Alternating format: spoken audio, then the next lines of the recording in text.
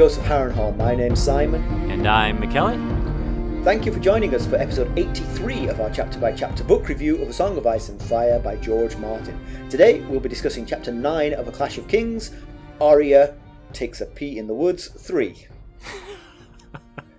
I summarised the chapter already. Yep, I think you've done it. So if you like what we're doing, please leave us a review. That was it? Boy, that was quick. No, I guess we'll talk a little more about it than that. So we're going to chat about the chapter, and we're going to try not to spoil any future plot points for you. And hopefully, we're going to provide you with some entertainment along the way. We'll summarise what's happened, discuss our thoughts on it, provide some useful background, compare it to the TV show, indulge in a little pedantry, and cover some reader mail. Be sure to check out the show notes. They'll provide some additional information that will be particularly handy if you're not reading along with us. How are you, Mackelly? I'm doing well. Tomorrow is the day. Oh, it's a birthday It is in your family. My little boy turns 21 years of age tomorrow. That's daft. You in your low 30s and all. That's I know, right? Yeah, that's a big one. 18, 16, 13, those were big ones. 21 is another stop and take stock of where you are in life type birthday. So yeah. Did I tell you? I might have told you this last week, actually. I was in a store where you could buy alcohol, and I saw they had one of those calendars that says you have to be born by this date to be able to buy alcohol. Yeah, you have not told me. Yeah, and the year was 2000. It was like, it would early March 2000. Yeah. And I was just like, oh my God, kids born in 2000 can drink? I was like, it's crazy. Yep. The guy looked at me like, yeah, I don't have to card you, old fart. Oh, man. Well, Well, like you said, Stacey and I were rather young when we had Ethan. So I might not be in my early 30s like you suggested, but we were indeed quite young. And, in a lot of ways, he and I kind of, I grew up because of raising him, I went from being a kid myself to being an adult. And, the good thing about having kids that young is, I'm not that far removed from playing with Matchbox cars and watching cartoons and then a little older playing street hockey and stuff like that myself. So he was like my, we were like play pals in some ways, so. Yeah, that's a good point. I remember we were slightly old in our sort of play groups, and we always noticed it. We just noticed that all the other parents of kids the same age were younger than us, and it just felt a little bit. But I mean, me, I'm still young at heart. You are indeed. Yes. I do not act my age. No, not at all. If he wants to wrestle now, I'll do it, but he will win. But we actually noticed the exact opposite. Obviously, with Ethan. All of it. We're about right on age with Molly's friends' parents, and Ethan, when they were younger, would be like, "How come you're not friends with any of my friends' parents?" Without a few exceptions, but we're friends with a lot of Molly's friends' parents, and we were like, "Because we're so much younger than them. They don't like to hang out with us." They live in a place where you have to be a certain age to come in the door. Anyway, so we got that going on this week. So last week was Carson's birthday, and for her birthday I bought her a jigsaw puzzle of a photograph of the three of us. Oh, okay. So 100 piece? Yeah, 500 piece. 5? Whoa, okay. Carson likes jigsaws, and so and this is a nice picture of the three of us. So I was like, yeah, I'll do that. And we happen to be one of us is wearing a blue t-shirt, one's wearing a red t-shirt, and one's wearing a green t-shirt. So it's kind of like, it was kind of good for a puzzle as well. Yeah, sure. And I was tracking it because it was late, obviously, because I don't plan these things ahead of time. So it was a few days after her birthday. And finally it said it arrived. I was like, oh, great. So I went out to the mailbox, no sign. Uh-huh. And I checked the doorsteps and no sign. So I contacted the support and I said, look, it says it's arrived, but it's not here. And they said, well, sometimes it can take an extra day. So they said, just give it a day before we do anything. I said, all right, sure. They said sometimes they just mark it as delivered when it's still out on the truck or something. I was like, all right. Okay. So I waited an extra day and then I got back in touch with them. I said, I still don't see it. And they said, well, maybe it got misdelivered to one of your neighbours. I said, they said, do they know your name? And I said, well, we've been here a long time. Yeah, I would think most of them would know my name. And I said, and failing that, they could always crack open the puzzle, build it, and see if they recognise my face. Walk around with the completed puzzle. That's the guy who lives on the corner. I recognise him. But they sent me a replacement. And then, of course, as soon as that arrived, the other one arrived too. So now you've got two. Copies of this. There you go. Mm-hmm. Which I think it'd be fun to mix them. Like a 1,000 piece. Figure that out, dear. But yes. Well, has she tried it yet? She's done it. She built the whole thing. It was hard. Because it was a very sunny day. It was on a beach in Florida, and it was a very sunny day, and so all the colours are very bright, and the shadows are very dark. Okay. And so it's kind of like all the 3 T-shirts.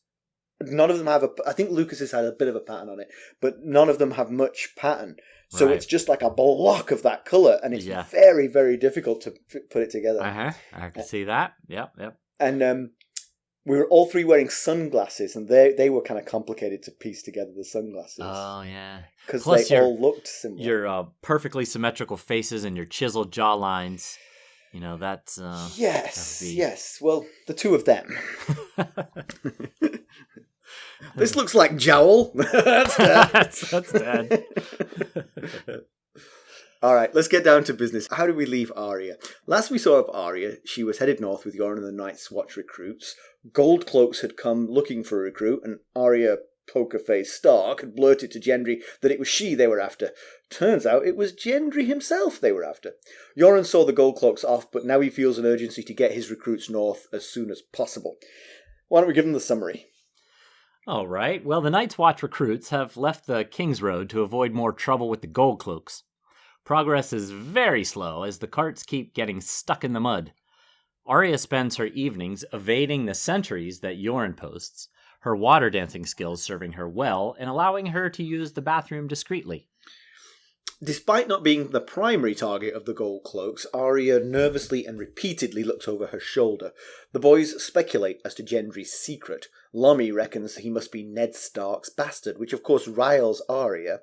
Their new route will take them around the western side of the God's Eye, where they can catch back up with the Kingsroad near Darry. Despite the wealth of supplies, they run out of food, but a couple of the new recruits are poachers, so they use their skills to keep the party fed. Arya herself grabs a rabbit and gets a leg to herself as a reward, which she shares with Gendry. The locals are not sharing their food, which irks Yoren. The poachers report that there is a party of soldiers with a spotted tree cat sigil in their path.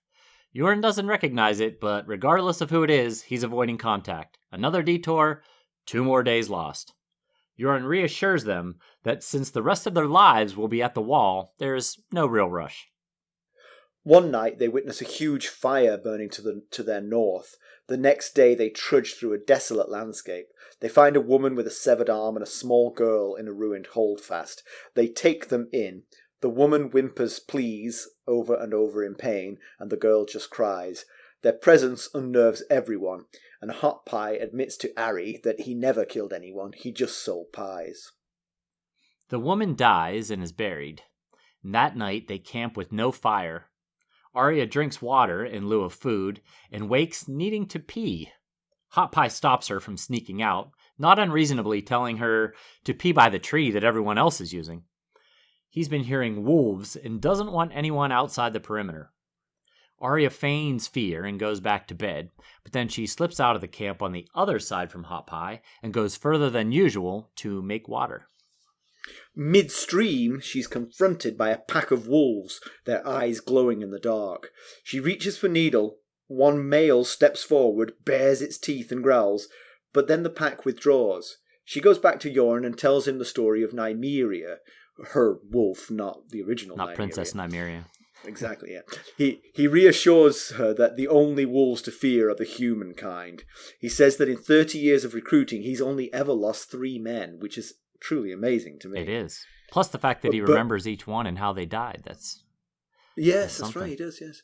But regrets not taking a ship this time. Arya tries to sleep, but she hears wolves howling and possibly human screams. Uh-oh. Yeah. No, that really is amazing because here's something. He could have bumped that number from 3 to 5 here because those two poachers, he's letting them range on ahead with the tools needed to poach. Right. I would say that they could avoid being members of the Night's Watch pretty easily here. Yeah, they just kept going. Just keep going.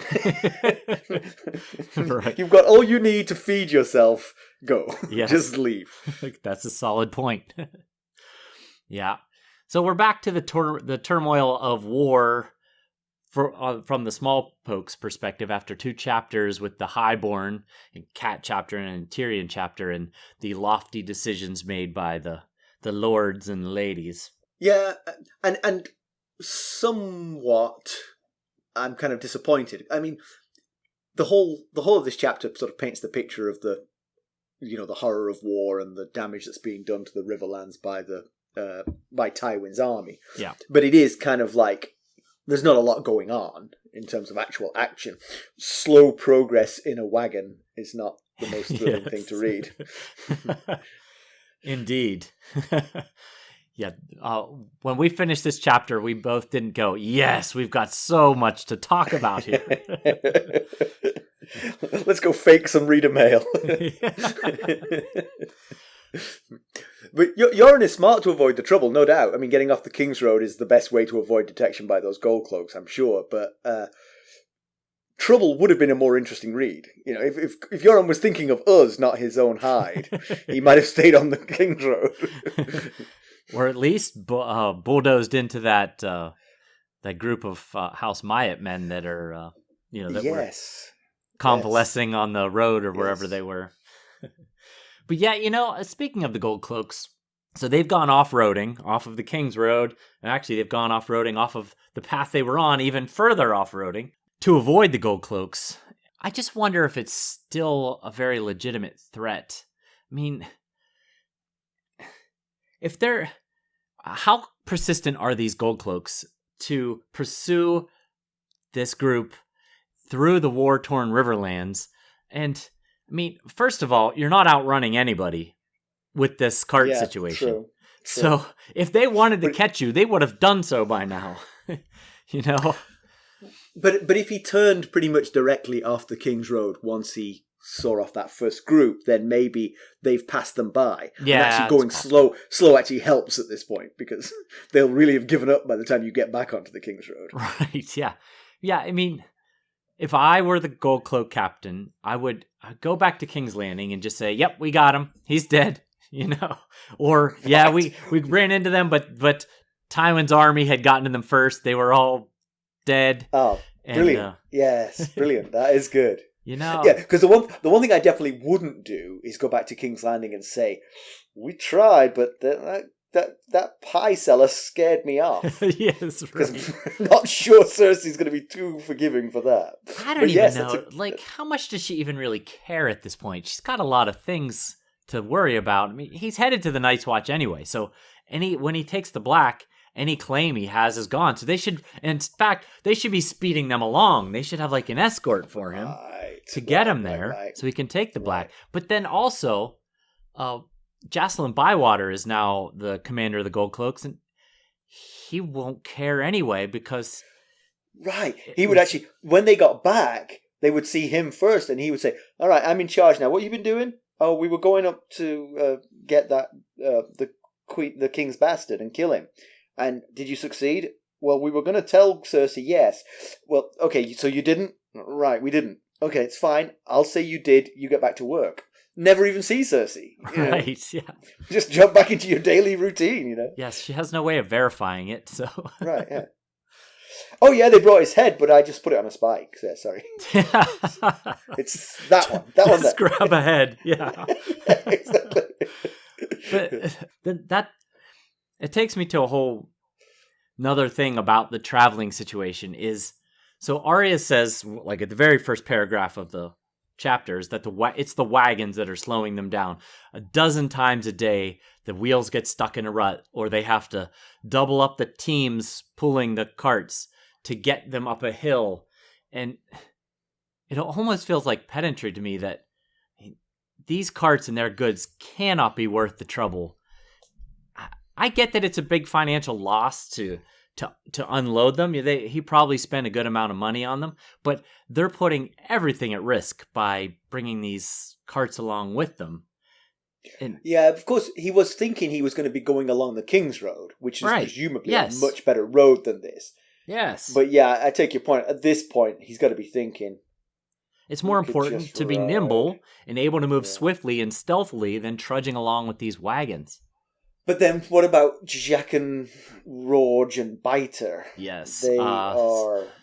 I say, well, I have this in the notes further down when we talk about them, but I personally feel like you in some way eliminate Rorg and Biter from your presence. You can let them loose. Of course, that is wreaking havoc on the already poor downtrodden Riverland folk, and who knows what those two will get up to in that situation. Mm-hmm. But one way or another, you remove them from your party, and then if you want to keep Jack and Hagar restrained, bind his hands and put him on a donkey. And then kick the rolling cage out and keep going. Yeah, because that's the thing. If you're pulling one cart, you might as well keep pulling the other carts. But yeah, that's a good point. You could keep these guys secured without the cart. Yeah, you could, or get rid of them. Right. So I'd like to say I did a little bit of geography looking at this. This is quite a detour. I mean, obviously, if you go around a big lake, the God's Eye is a big, big lake. If you go round it instead of along one side of it, you are adding to your journey. But I've calculated, you're basically doing three sides of a square instead of one side. The one side has the Kingsroad on it. The other three sides don't. Yeah. So I reckon it's about 300 miles added to their journey to go around this. Whew, with these carts. Yeah. And they're off-roading, which means not only is it 300 miles, it's 300 of miles of hills and valleys and just goat tracks and stuff that they're using. Handfuls of miles a day. Yeah. For 300 miles. That's, that is a lot. That's like a 2-month addition to your journey. Yes. I mean, seriously. Especially with these carts at the pace that Arya talks about them moving because of them. So. Right. Yeah, instead of going due east from the Ivy Inn to Duskendale and to take a ship like we talked about last Arya chapter, Yoren has doubled down and they're basically going due west. And they're going to cut south across the bottom of the God's Eye, then up the west side of the God's Eye, and then cut, I guess, kind of northeast over toward the Kingsroad again. And one of the strongholds, if they make it around the southern side and up the western side, one of the strongholds they'll run into or be fairly near is on the sides of the God's Eye. Is Raven Tree Hall. And back in the last Cat chapter, Brendan Blackfish Tully told us that the Blackwoods. This was one of the ones where the Bannerman had gone back to take care of his land, and that the Blackwoods did reclaim it. But the Lannister forces left it as scorched earth, so they're gonna be even harder to find food when they make it to that area of the trip. Yeah. And of course they don't really know it, but they're heading more and more into the teeth of the Lannister forces. Yeah, which I'm sure Tywin doesn't really. Maybe on some levels Tywin would care about Gendry, but he doesn't know about Gendry. Right. He certainly would care about Arya, but he has no reason to expect to find Arya in this group. Yeah. But he doesn't care about the Night's Watch, so he's not going to idly watch all these supplies go by. He's going to liberate them. Yes. You're just doing a very arduous delivery of goods to Tywin Lannister. You're right. You might as well drop them at this point. As soon as they left the Kingsroad, they might as well have just dropped them. Not that they were going to probably be able to make it all the way up the Kingsroad with them intact, but at least it would have been faster going. Now that you're off-roading, you got to drop them. But then I was thinking that if they go up that west side of the God's Eye, they're really not that far from River Run. And now Yoren might not know the Starks are at River Run, but he does know that Arya is a relative of the Tullys. And we get the picture in this chapter that he's starting to realize, oh boy, this is a different situation than anything I've dealt with to this point in 30 years of doing this job. Yeah. So if I were him, I would make it to River Run and then ask for an escort up to Seaguard, or an escort to cross at the Twins, go to Moat Cailin. The Starks would be thrilled to get Arya back. I'm sure they'd be willing to do whatever to help him get safely to right. Moat Or Cailin. the Tullys would, if the Tullys were there. But is he working off his prior knowledge? I mean, presumably, when he left King's Landing, Riverrun was besieged by Lannisters. So yeah, he might not know that.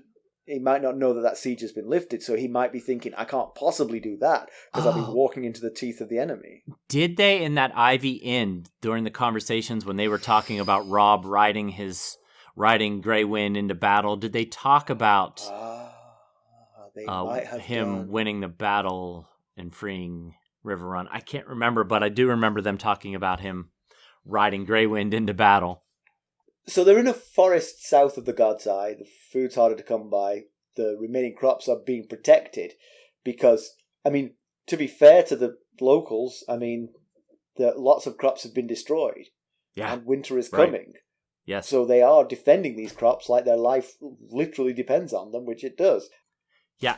And one thing we learn about this time in the chapter is that all of the Night's Watch recruits' food stores have been eaten up. Everything they bought along the way is gone, and now they're just foraging for food. And that it feels kind of like the undercurrent of the chapter to me. And it's something that we discussed in the previous Arya chapters. How are they going to eat in this ravaged Riverlands? And then I was thinking, if all the Riverlands are in similarly bad shape, that's really not good for this upcoming winter. You know, they're already in really bad shape, and summer's already ended. We don't know how long this fall will be, but I don't know if it'll be long enough for this war to end and then get enough crops sown and reaped. It does make you wonder about the growing of crops, because I mean, crops obviously on Earth with regular seasons have a sort of pattern of growth and harvesting. Right. Yeah. But if the seasons don't change very often, I mean, can you harvest again and again and again? I mean, you must be able to, obviously. I guess so, yeah. Because then you're going to have possibly several years of winter where you can't harvest at all. Right. And so I wonder if through the autumn you are able to regrow more crops and get them into storage, perhaps with lower yields than you had in the summer, but at least something. Yeah. Yeah.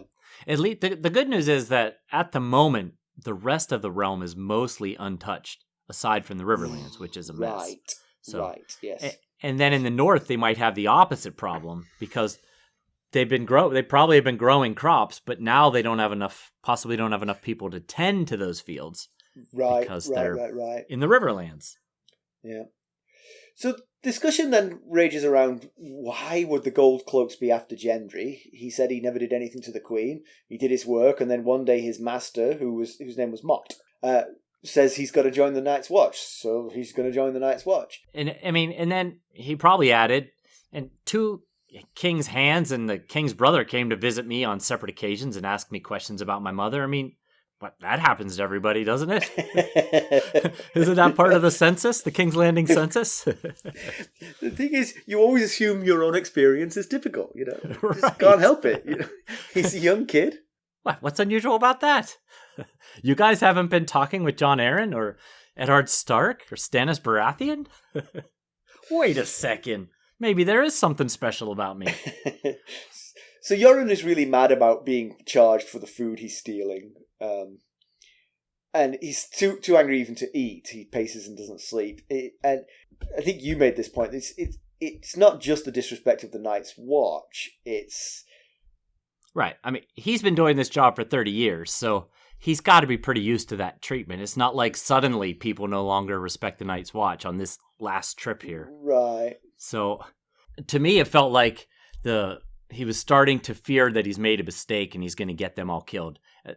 I felt his concern for his responsibility in putting all these men and Arya in this situation, and he makes several comments to back up that feeling in his conversation with Arya at the very end of the chapter.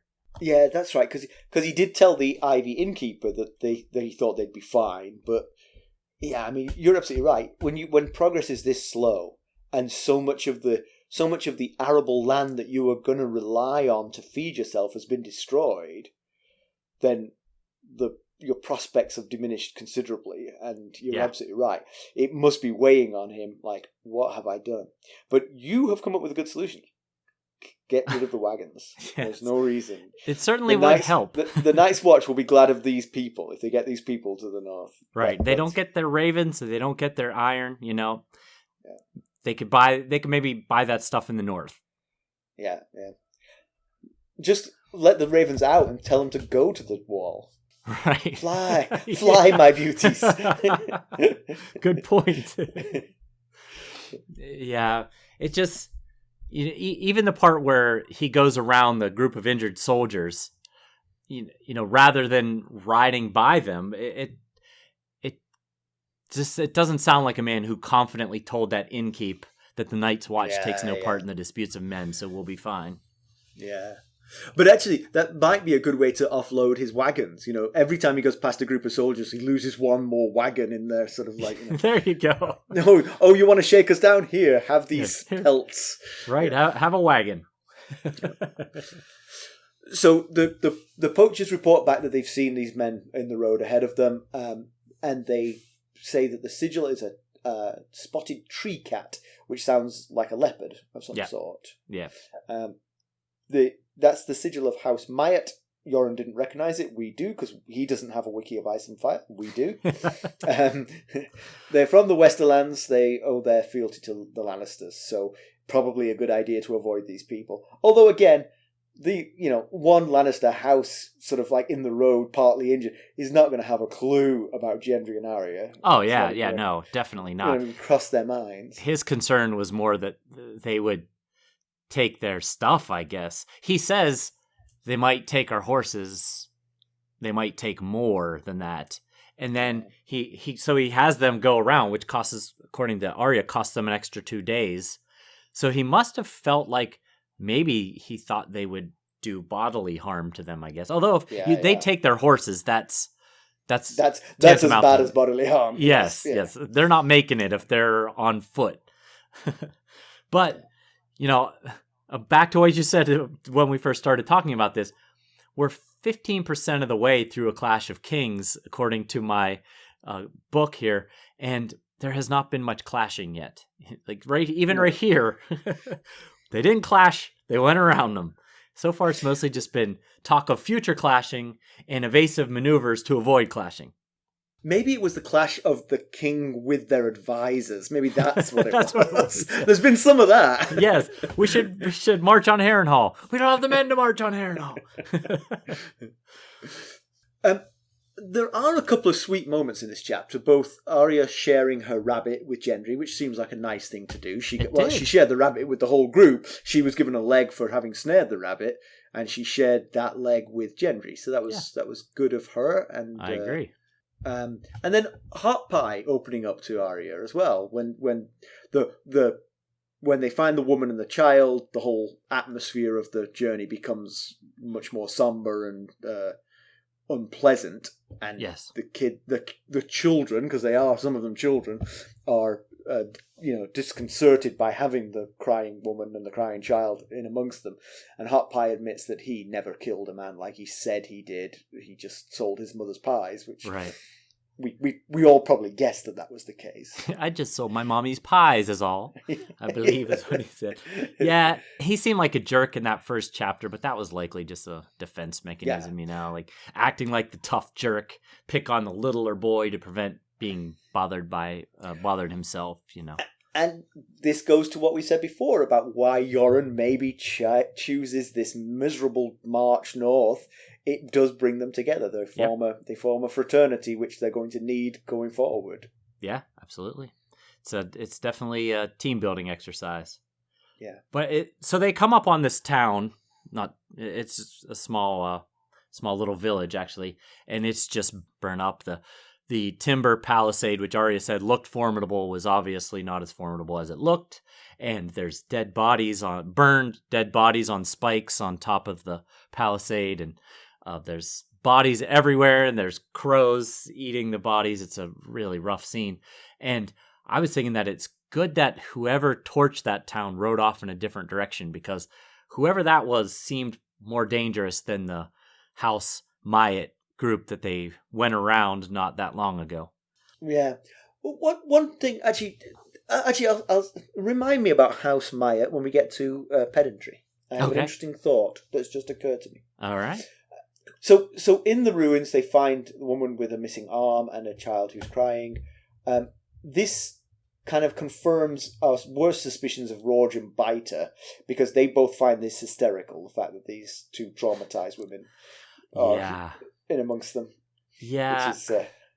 This is why you're planning to murder them. I just, is Yoren sure these two are worth the hassle of transport? I mean, I'm not so sure that they're going to be a positive addition to the Night's Watch. You know, they seem pretty psychotic and damaged already. And I know the Night's Watch is pretty good at reclaiming damaged men and giving them purpose and building them back up, but I'm not so sure about these two. I feel like they might be a little too far gone, which is why... Yeah, I mean, you could put them right at the vanguard and let the others take them, but then they would become whites and turn on you. Yeah. And they sound pretty fierce. So. Yeah, that's a good point. Yeah. So that's why I say you remove them from the situation. Yeah. And and like you say, it's two less mouths to feed, and feeding these people has become difficult now, you know. Right. And it's two mouths that can't feed themselves while they're chained up in the cart, you know. Yes. At least the poachers are bringing in food. Arya's bringing in food, but these guys are just consuming food. It's two mouths, but luckily it's only one nose and one tongue. So when he reports back how many people he lost, he'll do it by noses. Yeah, I just lost the one nose.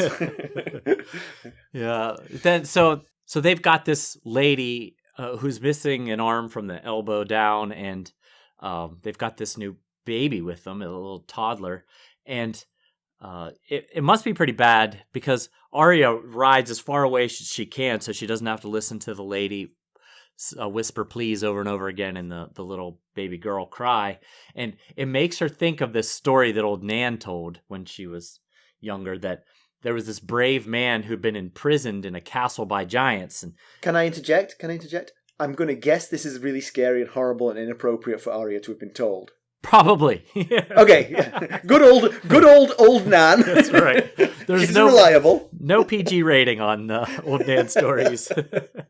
Go on. What happened with the giant? He made him some porridge? Yes, he did.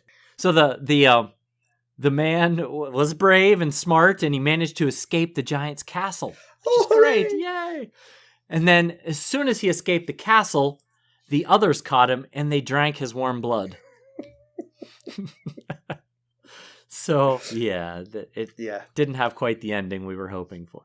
But Arya is thinking of the story, and she thinks that she now knows how that guy felt. So that sounds like a pretty rough situation to be relating to. Yes. Although, honestly, I would say it's kind of the other way around for her. She's definitely gone from a terrible situation to a bad situation. You think King's Landing was worse than where she is now? Yes. I was going to ask you that, because obviously they were trying to make the out of the frying pan into the fire comparison here. Right. She tricked the Lannisters to get out of King's Landing, and now she's in a tough spot again. Yes, it's definitely a tough spot, but there is light at the end of the tunnel. While she was trapped in King's Landing, you know, eating the 50-year-old stew made with rats, right. She wasn't going anywhere, and her life was pretty prescribed. Here, the world's her oyster. Who knows where she might end up, you know? But yes, it's a miserable spot right now, for sure, and very dangerous. Yes. I could see that. I could definitely see that. Her life is probably in more peril right now than it was in King's Landing. Probably short term, yes, I would say so. But I think her life was always in peril in King's Landing, just because she was a young urchin in King's Landing, and life is cheap to that type, you know? Yes, you're right. I agree with that line of thinking. So when she goes out to pee, the wolves accost her. They snarl and growl in her face, but then they walk away. They leave her. She's groping for Needle. Maybe she scared them away, but that's not the sense you get. You get the sense that the wolves went, okay, let's leave this one. She's one of us. Possibly. Or something like that. Some recognition. But it's not said, it's just they didn't do anything but back away. Yeah. So first of all, raise of hands, who thought this was going to be a Nymeria reunion? First time I read it, I thought for sure she was going to meet back up with Nymeria here. I was excited for it, and then the wolf growled and ran off, and so did the rest of the pack, and I was disappointed. But then, going to your point, what you were just talking about, we've seen the Stark kids have connections with their dire wolves, especially Bran, and we know Robb and Grey Wind fight and battle together, so they obviously have some sort of really strong connection. And I wondered if possibly Arya unwittingly made some sort of connection with the pack leader, like you were saying, like this one's one of us, Right. So we are assuming that this is a branch of Nymeria's pack. I would, based on what we heard in the IVN from that, Right. I don't think it was the actual innkeep, but during that scene when they were in that inn, it seems like Arya runs the large pack, and this is a smaller segment of it. Because what they said was that there was a giant she-wolf who was the leader of the pack, and they were terrorizing everywhere around the God's Eye. Yes, right. And so here we are near the God's Eye, and a wolf pack is there, but doesn't actually attack. And so, that's what I thought too. It feels like she's close to Nymeria now, and somehow the pack recognizes her as a friend and leaves her be. Yeah. Or either that, or maybe the more mundane answer, the whole pack had just eaten their fill at the burned village, so they weren't hungry at the moment. And they were just like, she's not a threat, let's leave her alone. She smelled of pee, because she was literally peeing. So, leave her. So, but yes, I mean, hope springs. I mean, it definitely feels like Nymeria is in the wind and nearby. Yeah, maybe the reunion is coming. That's that would be pretty cool, because she could certainly use a large, powerful dire wolf's presence right about now. Yeah, and presumably Nymeria is actually the scariest of the wolves now, because right? She's lived rough for a while, whereas the others have all been castle. Imagine that escort. I guess Grey Wind has been in battle now. Yeah, true. Yes, he has been battle tested. But imagine that escort. Nymeria and her many packs of wolves that she leading this group like a police escort through the Riverlands here. Your injured House Maya crew might leave them be. They might get off the road. There's some people coming that we can terrorize, but they've got like 200 wolves with them. Okay, let's hide in the woods. So the last conversation comes when Arya heads back after meeting the wolves, and she talks to Yoren. He admits to what Mackelly was accusing him of having serious doubts about their safety, and she tells him she was afraid of the wolves, but he makes the point: the only wolves you really need to fear are the ones who are, in fact, wearing man skin. Yeah, because they're the ones who'll kill you for no reason. Yeah, but then he says he maybe should have left her and the rest where he found them, that they were safer in the city.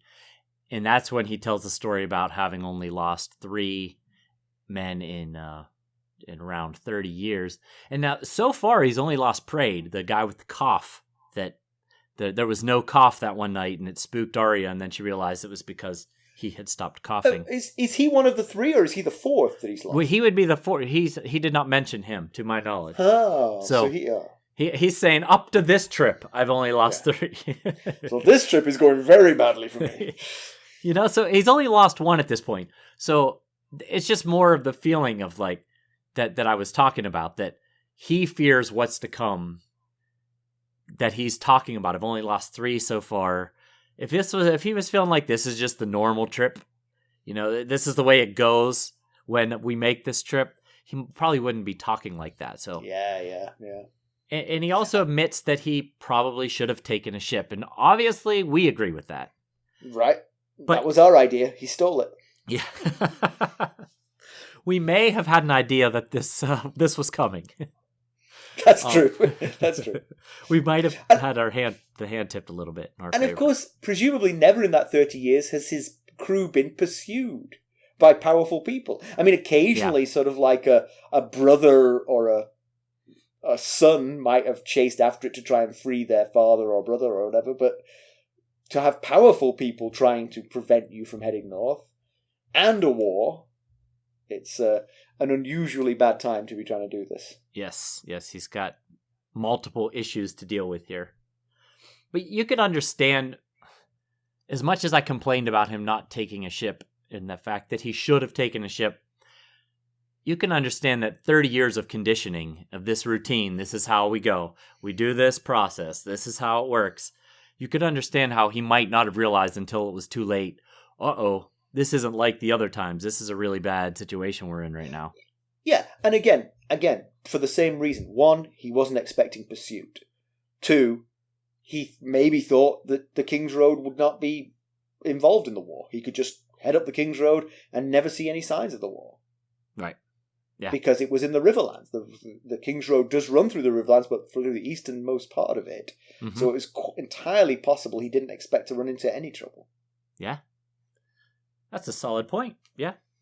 But then the final line of this chapter felt very ominous to me. It's something like, she hears wolves. This is Arya. She goes, Yoren tells her to go to sleep. She does try. She lays down.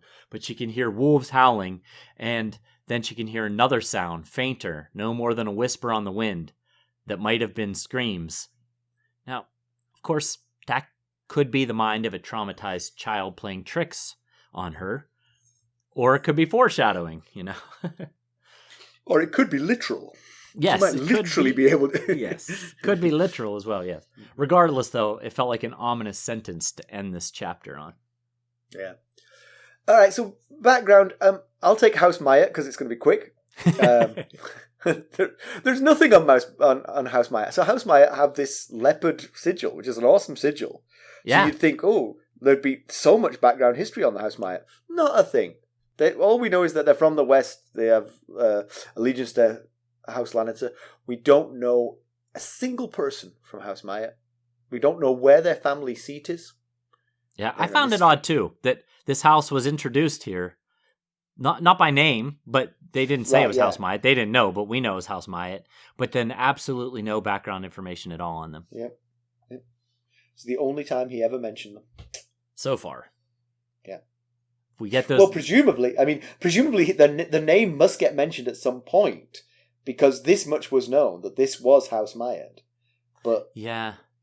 But no more than that, because they don't have a single person or even where their family home is, which is amazing. Give me some background that pads this story, then. Okay, well, so since our little band of travelers here are in the woods south of the God's Eye, I thought I'd talk about a battle that took place right here in these woods about 160 or so years ago, called the Battle Beneath the God's Eye.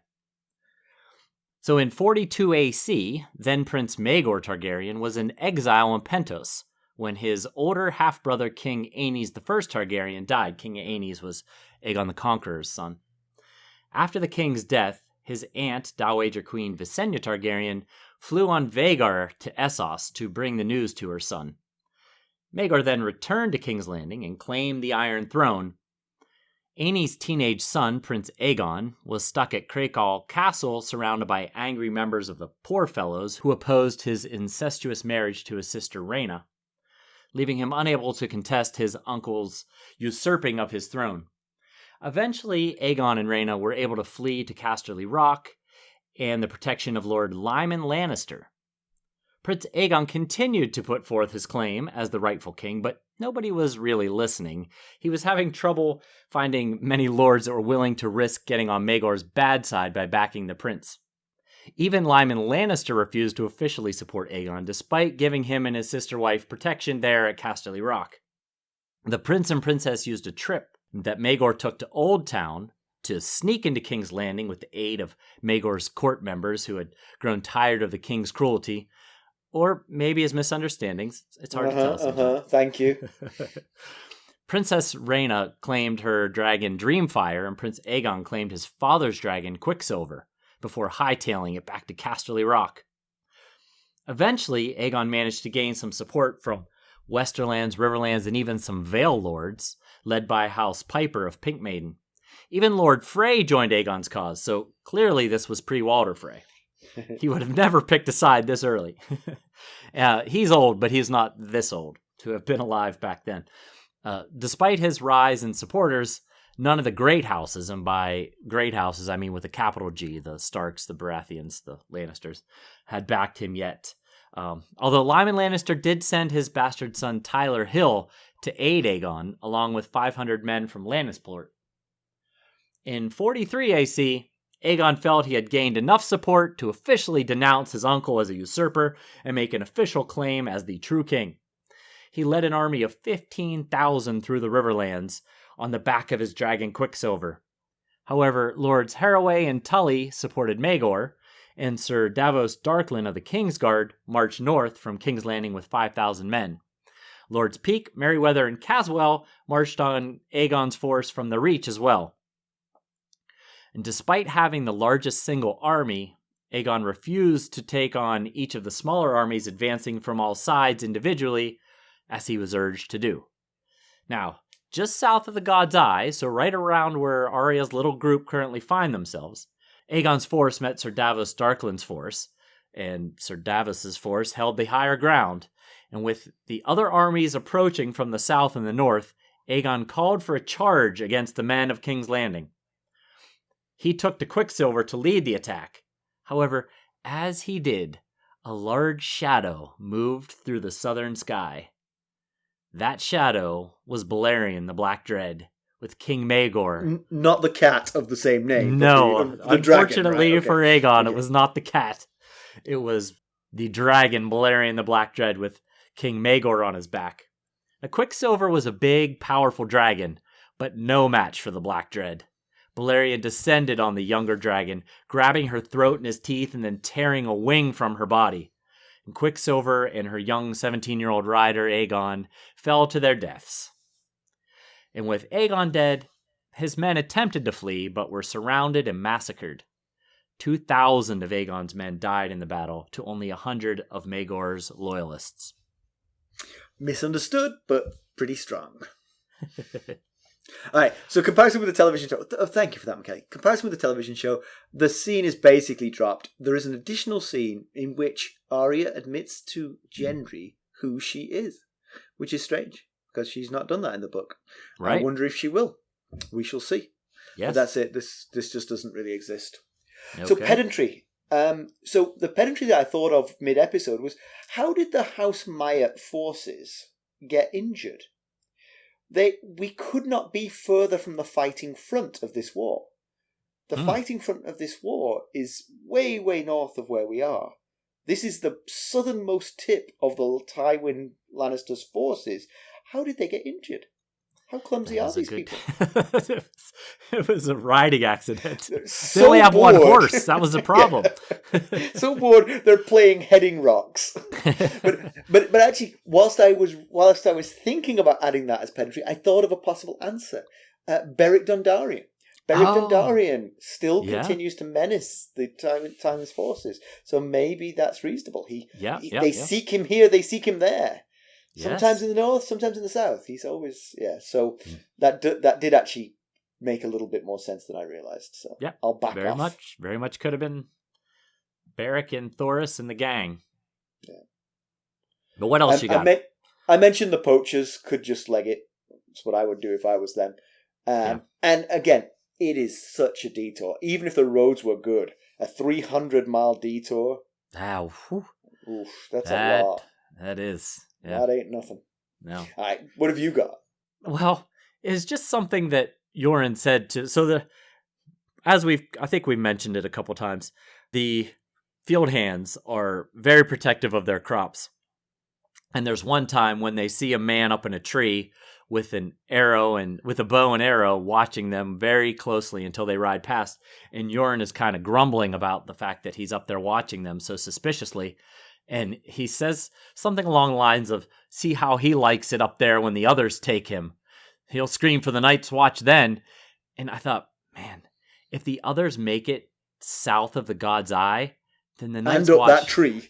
The Night's Watch have failed miserably at their mission, and I can't imagine that there's any of them left to scream for at that point. Well, it's a very solid point, but you could argue that he's saying, I really wish I had funded the Night's Watch better. Yes, I wish I'd fed them more, Yes, they could have gotten more men up there and protected us better. Exactly. Or he could be thinking, why did we send all that men up there to be on the southern side of the wall, and then they all decided to go on the northern side of the wall? He would have to be acutely aware of what was going on, but yes, I take your point. Reasonable News and notes. Oh, I'll take this first one. Listener Steve really liked the Tium story from last week, and he shared a story. I think it's 2 weeks ago. By the time, is it 2 weeks ago now? Okay, episode. sorry. Yes. He shared a story of his uncle from Georgia coming to visit him in Michigan. Yeah, I think it was Michigan. Yeah, right, and ordering iced tea. And the waitress hearing a much ruder word than he meant. Asked. Yeah, so. And having lived in the South for 20 plus years now, we don't, true Southerners don't even call what we in the North would call iced tea. Iced tea, they call it sweet tea. Right. So he was probably just trying to do her a solid in the first place and call it iced tea like they do in the North rather than sweet tea. Which is what they call it down here. Kind of a sweet tea. I've never heard your Southern accent before. That's good. It's not. It's not, though. Yes, so thank you, Steve. That was a funny story. Appreciate that. So as for the review, why don't you read it? Because I got it off of Apple Podcasts Ireland. And so very nice. You have the closer to the Irish accent of the two of us. Mm-hmm. Everything's relative. So this is from B-Boy2K11, and it's called As Good as Wine. Which sounds nice. It's expensive wine. Yeah, I can see that. I mean, like a cheap bottle of Red Plonk, perhaps. Yes. Which is all. I mean, there's room for that. Believe me. Absolutely, sure. I mean, yeah. we're not highfalutin champagne. I admit it. So. The review goes, listening to these two has me looking forward to going about my chores around the house again. Most important demographic for us. That is people doing indeed. chores. Yep. I've been binging for a few weeks now, loving every minute of it. I've learnt so much lore in their background info section. That's you, Mackelly. And sometimes gained a whole new perspective from their analyses. Their personalities shine through by way of friendly banter. The quality of each episode content has remained top notch. Well, thank you very much, B-Boy2K11. I really appreciate it. Thank you. It was great. That was fantastic. Yeah. And then finally, so just wanted to mention that we've mentioned our Discord server that we've gotten up and running thanks to a listener that has taken the reins on that. But the invitation link to our Discord server is in every episode's show notes or the main podcast website. So if you're wanting to join and you're not sure how, go to our show notes, go to the main podcast website. The link is in there. Great. Thanks. Although that's not entirely true because I only started doing it in the past few episodes. So I started from the beginning and have worked through episode 10, adding it. But episodes 11 through 70 something, nothing. So Gotcha. Understood. So concluding, Arya's heading north. Her spirit animal is out there, wild and free. Yes. I'm not saying her spirit animal necessarily is Nymeria. She is wild and free right now, although she's not. But wild and sort of very much in danger. Right. But she is honing her own skills. I mean, the things she learned from don't tell me I've forgotten his name, Syrio Forel. Yes, Syrio Forel. She's honing those skills because she's doing the water dancing moves to get out to do a different water dance when she gets out, basically. Yeah, absolutely. She's getting, she's chasing rabbits she used to do with the cats. So, yeah. Plus, she's doing a lot of riding and stuff. A lot of good, useful skills she's developing. One thing I will say is that there must be some suspicion as to her gender.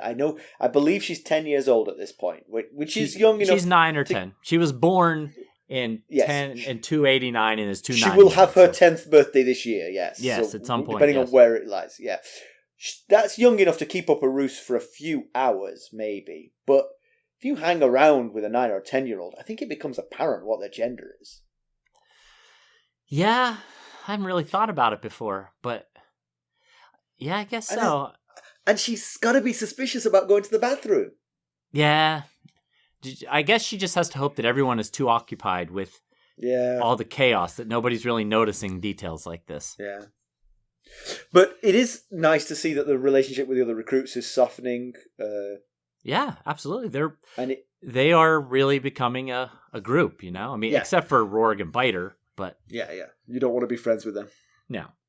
I was struck by the fact that, a lot of this chapter is just sort of like, what she sees and witnesses, the horrors of war coming home to her. I wonder if this could influence her thinking in the future. I remember reading once that survivors of the World War I trenches sort of like split into two main groups. Half of them became quite pacifistic and sort of like fought against wars. They were like, we should never do this again. Never want to do this again. Nobody should ever be put through this type mindset. But the other half became more belligerent, more violent, and sort of more prone to war. I mean, Hitler himself was a World War I veteran, and he was in the trenches, and so he was in the second camp, not the first. Oh, okay. Just to be clear. Yeah, fascinating insight there. Yeah, so I don't know how Arya will turn out. Maybe she'll become a violent monster because of the things she's seeing. Or maybe she will become a force for peace in the realm. Yes, she definitely has, like I've been saying, I said it the very first thing that I said after the summary is, she has a very different perspective from all the other POVs at the moment on Westeros. She's in the trenches, on boots on the ground, with the small folk, seeing all the ravages of war, while the rest are sitting around contemplating these highfalutin decision-making or being highborn captives and still, eating well and sleeping on beds and, very different life than what Arya's got going on right here. Yep. She's not quite in the thick of it yet, but she's heading that way, and she's certainly seeing some of the worst things that war can throw up, so. Oh, yeah. And Yoren is... It feels like he's starting to crack a little bit here. Maybe it's the guilt over choosing land versus ship and endangering all these lives, but like I said, I got a feel for him. 30 years of routine is hard to break, especially when you're making the decision before you actually get into the situation and see how bad it is. Yeah. So, yep. Yeah, but exactly. The trek is definitely getting scary and dangerous. And now they get to add a toddler to the situation. And one thing all parents know is that nothing makes travel more smooth than throwing a toddler into the mix. So should be smooth sailing with that. And just one last shout out to the villainy of Tywin Lannister for sending his cruelest lieutenants to do this to the Riverlands. Yeah. I mean, that's just, you're a monster, basically. There's no excuse for this. You're just a monster. Yes, he's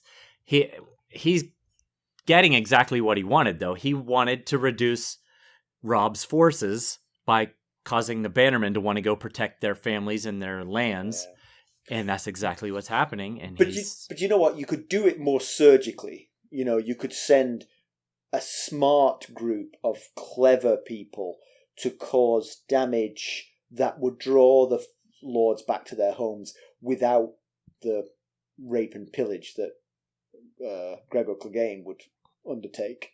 Maybe he figured Gregor Clegane would be up to such a task. He certainly is up to the task. He's just like, he's going above and beyond what's needed. Yes, indeed. As always, you can reach us at ghost.harrenhall@gmail.com and follow us on Twitter @GhostHarrenhall. We're on Facebook, Instagram, YouTube, and Discord. And if you like what we're doing, if you wouldn't mind going out and leaving us a 5-star rate and or a fantastic review, we certainly would appreciate that. And hey, if you do leave us a review and we like it, we might just read it here on our show. Love to. All right, thanks for listening. Thanks. Bye. Bye.